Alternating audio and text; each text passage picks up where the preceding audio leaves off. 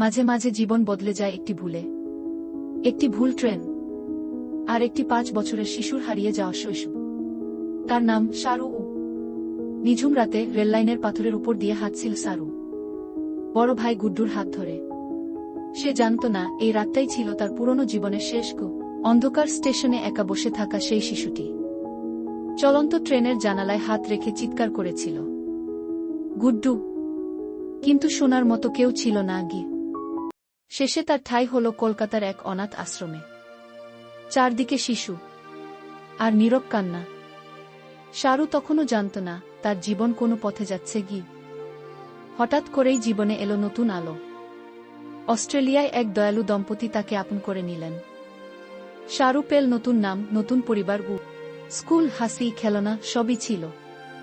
তবুও হৃদয়ের গভীরে রয়ে গেল ভারতের সেই ধুলোমাখা পথ আর গুড্ডুর মুখ।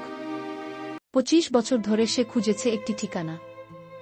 অবশেষে মায়ের কোলে ফেরা।